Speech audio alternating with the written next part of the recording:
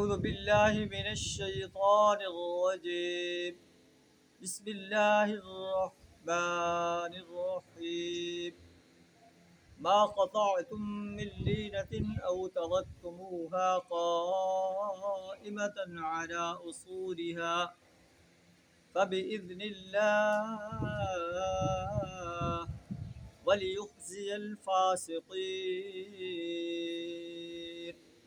صدق اللہ العظیم. اللہ ارشاد فرما رہا ہے کہ بنو نذیر کا محاصرہ کرنے میں تم نے جن درختوں کو کاٹا یا جن کو اپنی جڑوں پر رہنے دیا، فبإذن اللہ، یہ اللہ کے اذن سے تھا.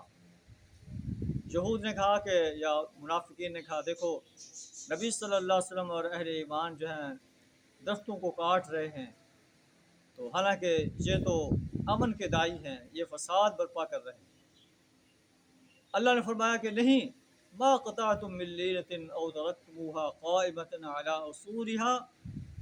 دشمنوں کا مقابلہ کرنے کے لیے اہل ایمان کے لشکر جو بھی جو ہے کردار ادا کریں، درختوں کو کاٹیں، گھروں کو تباہ کریں، یہ وہ اس انداز سے کر سکتے ہیں کہ انہوں نے دشمنوں کا مقابلہ کرنا ہے. تم لوگوں نے جو درخت کاٹے، او ترکتموها قائمۃ علی اصولها، یا جن کو اپنی جڑوں پر رہنے دیا، فبإذن اللہ، یہ سب کچھ اللہ ہی کے اذن سے تھا.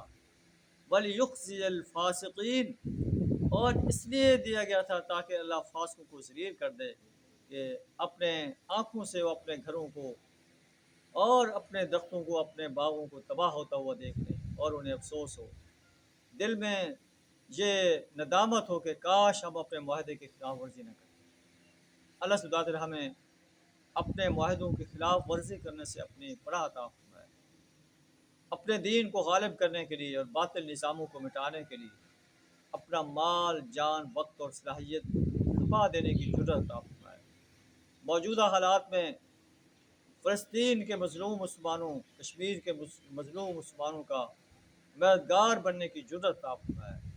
انفرادی طور پر بھی اور اجتماعی طور پر بھی ہمارے مسلم حکمرانوں کو، مسلم جرنیلوں کو بھی اپنے ان مظلوم بھائیوں کا مددگار بننے کی جرأت عطا فرمائے.